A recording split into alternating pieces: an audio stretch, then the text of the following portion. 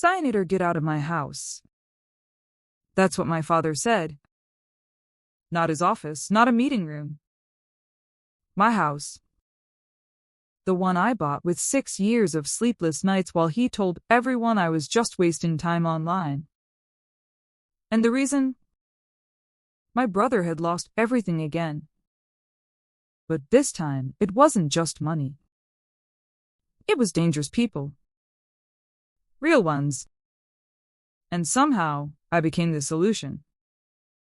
I remember looking around that room, my mother silent, my brother avoiding my eyes, and my father already holding the transfer papers. Like my answer didn't matter. But what he didn't know was, I had already found something. Something buried deep inside his company records. Something that would cost him far more than my house. My name is Malik. And in my family, being successful as a woman was a problem. Not officially. Not openly. But in the way people looked at you. In the way they dismissed your wins. In the way your father said things like, "Good, but don't get ahead of yourself." My father, Kamran Malik, owned a mid-sized logistics company. Respected, well-connected, loud. The kind of man people listened to even when he was wrong. At home, though, he had one rule. Men handle real business. Which meant my younger brother Bilal was automatically the future. Even though he barely showed up to the office. Even though he treated money like it meant nothing. Even though he kept losing it. I noticed things early.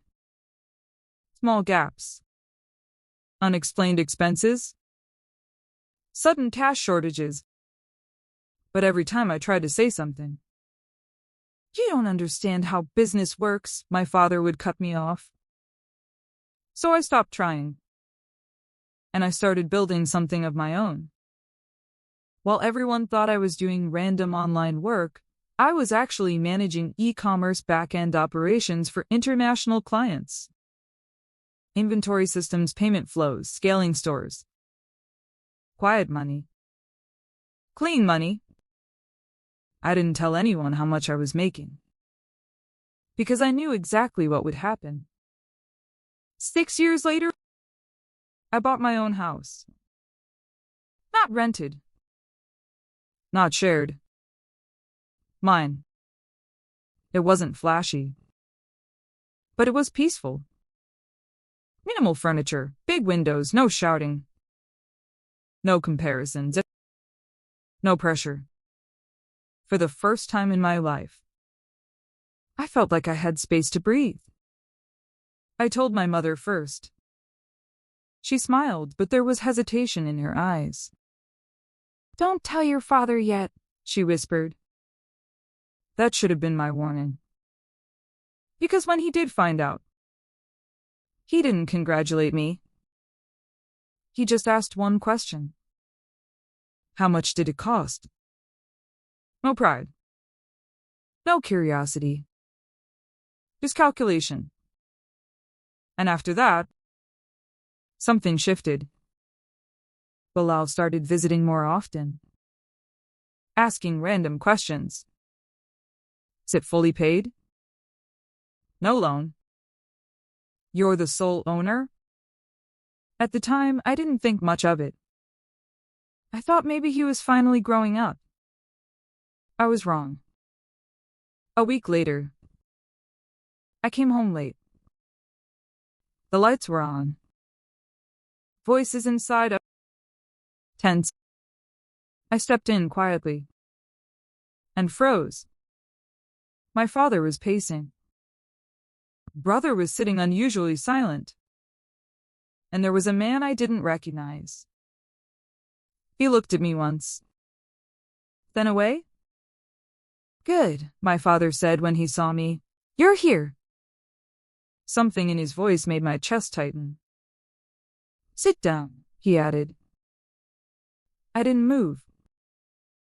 "What's going on?" No one answered immediately. Then the stranger spoke. Low voice. Controlled and Your brother owes money, he said. My stomach dropped. How much? I asked. Silence. Then my father picked up a file and slowly placed it on the table. Enough, he said, that your house can fix it. Everything inside me went cold. I looked at him, then at the papers, then back at him. And that's when I realized this wasn't a discussion. It was already decided. For a moment, I couldn't even speak. I just stared at the file, at my name, at the property documents I never gave him access to. How do you even have this? I asked slowly. My father didn't blink. I made a few calls. Just like that. 6 years of my work reduced to a few calls. I looked at Bilal. Tell me this isn't what it sounds like. He avoided my eyes. That was enough. No, I said, stepping back. I'm not doing this. The room shifted instantly. My father's tone hardened. This isn't optional. I let out a bitter laugh. You're asking me to give up my house for his gambling? It's not gambling, Bilal snapped. It was an investment that went wrong. Stop lying, I shot back. You've been bleeding money for years. Watch your tone, my father warned. No, you watch yours, I said, my voice shaking now. You don't get to decide my life like this. The stranger finally spoke again. Calm, dangerous. We don't have time for family arguments, he said. The payment is due. Payment.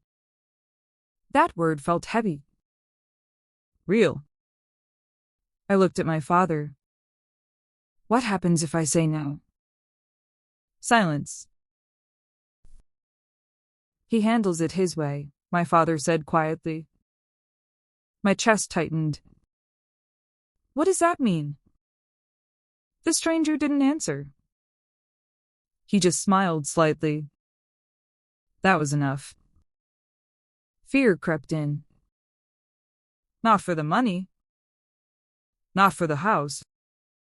But for what this could turn into.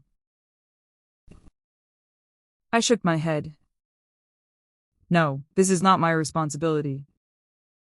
That's when my father's patience snapped.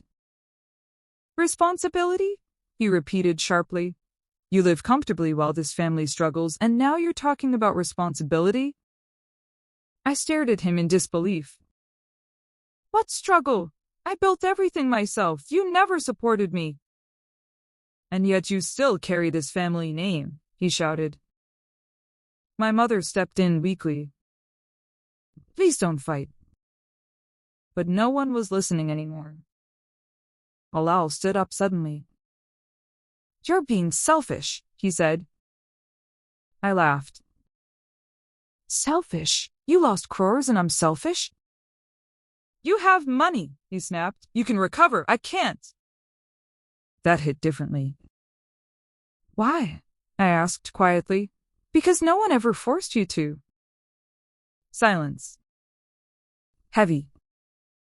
Then my father picked up the pen and pushed it toward me. Sign it, he said. I said no. His voice dropped. Final then leave. The words hung in the air. Leave this family, he said. If you won't stand with us, you don't belong here. Something inside me broke. My mother gasped. Cameron, don't say that. But he didn't take it back. Not even a little. I looked around. At the house I grew up in. At the people I thought were mine. No one defended me. No one stopped him. Even my mother stayed silent. And that silence? It hurt more than anything. Fine, I whispered. I picked up the pen. Not because I agreed. Not because I accepted. But because I understood something very clearly now. I was alone. I signed. Slowly. And as I pushed the papers back, I looked directly at my father. You didn't just take my house, I said quietly. You just lost your daughter. He didn't react. Not even a flicker. That should have hurt more. But strangely, it didn't. Because something else had already started inside me. Something colder. Something sharper. I turned to leave. But before I reached the door, the stranger spoke again. One more thing, he said. I stopped. There's a small gathering tomorrow, he continued. Your father will be announcing how this situation was handled.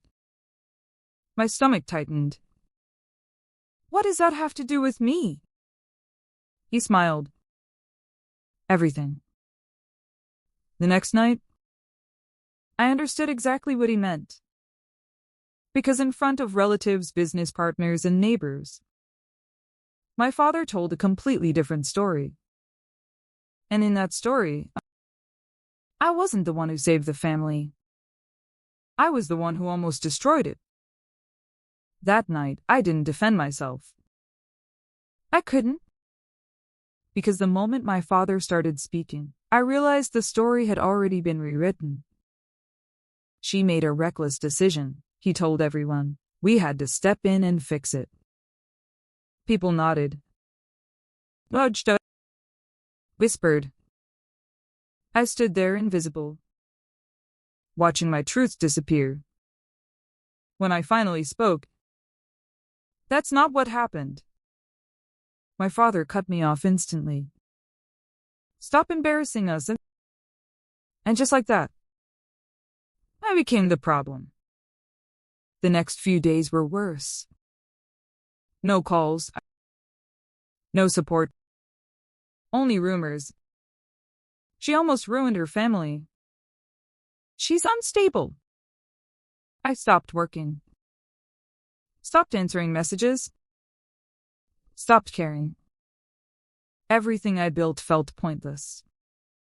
Because if it could be taken so easily, what was the point of building anything at all? One night, I opened my laptop. Not to work.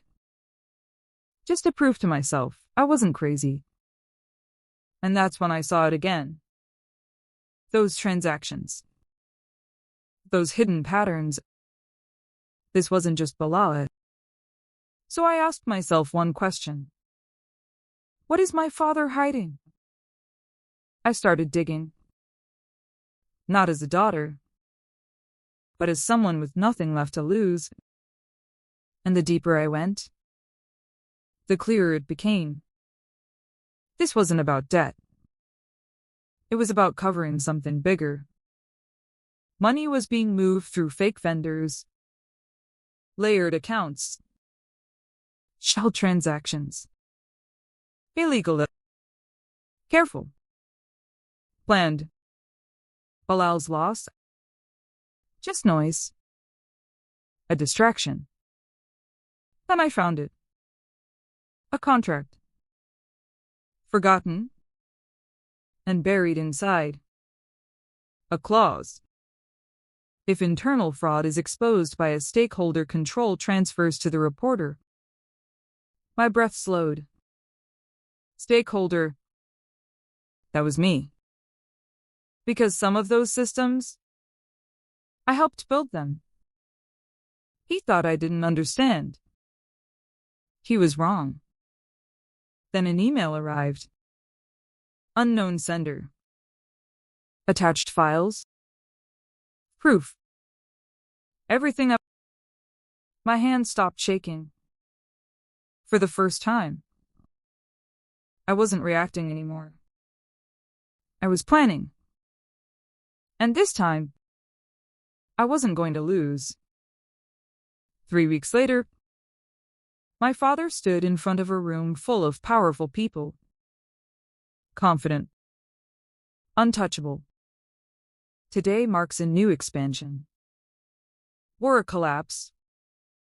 My voice cut through the room. Silence. Every eye turned. I walked in slowly. Calm. Certain. "What are you doing here?" he whispered. "Fixing your mistake." The screen behind him flickered. Unchanged. Transactions. Hidden accounts. Illegal transfers. Gasps filled the room. "This is your empire," I said quietly, "built on lies." Milal panicked. "Turn it off." Too late. Everything was exposed. Then the final slide appeared. "And according to your own contract," I continued, "control goes to the one who exposes fraud." I stepped closer. "That's me." The room erupted. Calls started. People stepped away from him. Power shifted instantly. For the first time in my life. My father looked afraid. Days later, investigations began.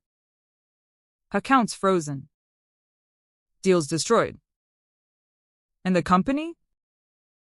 Mine. He tried calling. Again and again. I never answered. Because the man who told me, "Leave business to men," forgot one thing. He raised the one person who could take everything from him. And this time, I didn't ask for permission.